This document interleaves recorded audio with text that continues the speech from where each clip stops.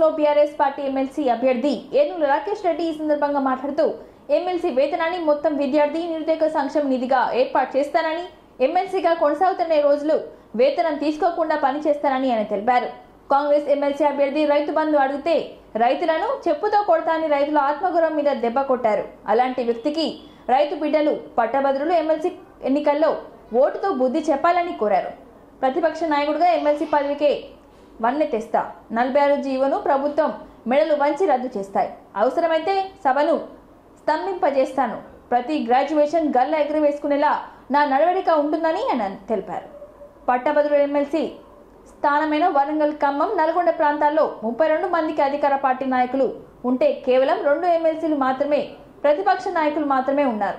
వరంగల్ జర్నలిస్టులు నన్ను ఇక్కడి దాకా తీసుకొచ్చారు, రాష్ట్ర స్థాయి నాయకుడిగా నిలబెట్టారు. మీ సహకారం ఉంటే మండలిలో మీ ప్రతినిధిగా మీ గౌరవాన్ని కాపాడుతానని, ఈ ఎమ్మెల్సీ గెలుపు కేసీఆర్కి బహుమతిగా ఇస్తానని ఆయన తెలిపారు.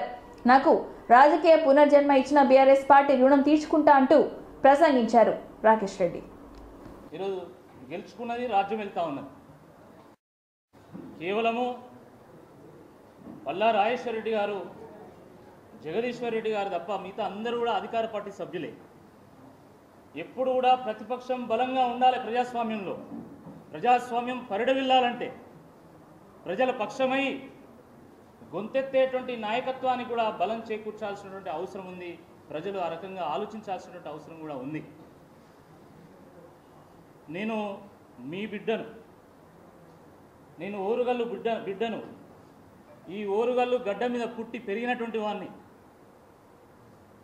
నేను ఒక చిన్న రైతు కుటుంబంలో పుట్టినటువంటి వాడిని. ఎంతో కష్టపడి చదువుకొని బిట్స్ పిలానీలో సీటు సంపాదించుకొని అక్కడ నేను చదువుకొని గోల్డ్ మెడల్ సాధించడం జరిగింది. నేను బిట్స్ పిలానీలో ఉన్నప్పుడు కూడా నేను యూనివర్సిటీ విద్యార్థిగా, విద్యార్థి నాయకుడిగా 10,000 మందితో కూడుకున్నటువంటి యూనియన్కి నేను 2 పర్యాయాల పాటు ప్రధాన కార్యదర్శిగా ఎన్నుకోబడ్డాను. అక్కడ కూడా మన వరంగల్ యొక్క ముద్ర ఇప్పటికి కూడా చెక్కు చెదరలే. నేను ఆ రోజు పోటీ చేస్తే ఇప్పటి వరకు కూడా నాకు వచ్చినటువంటి మెజారిటీ ఎవరు కూడా దాటలేకపోయింది. గులాబీ జెండా ఎగురుతూ వచ్చింది. ఇప్పుడు మళ్ళీ ఒక గొప్ప అవకాశం వచ్చింది. ప్రజలు ఆదరిస్తే, ప్రజలు ఆశీస్సులు తెలియజేస్తే, ప్రజలు ఆశీర్వదిస్తే తప్పకుండా ఒక యువ నాయకత్వానికి ఈ ఓరుగల్లు బాటలు వేసినట్టయితుంది, ఒక మంచి విద్యావంతుని ప్రజలకు అందించినట్టయితుంది అని చెప్పి ఈ సందర్భంగా నేను గుర్తు చేస్తా ఉన్నాను. పట్టభద్రుల నియోజకవర్గం ఎన్నిక సాధారణ ఎన్నికతో పోలిస్తే చాలా భిన్నంగా ఉంటుంది. నిలిచేటువంటి ఒక తీర్పుని ఇస్తారు కాబట్టి థింకర్స్, ఇంటలెక్చువల్స్, మంచి విద్యావంతులు, సమాజంలో ఒక సంక్షోభం ఏర్పడ్డప్పుడు ఒక దారి చూపగలిగేటువంటి సత్తా కలిగినటువంటి నాయకులు వీళ్ళు. మేధావులను పంపుతారు తప్ప మోసగాలను పంపరు. ప్రతి పట్టభద్రుల నియోజకవర్గ ఎన్నికల్లో డజన్ల కొద్ది మంది పోటీ చేస్తూ ఉంటారు. That is the beauty of democracy.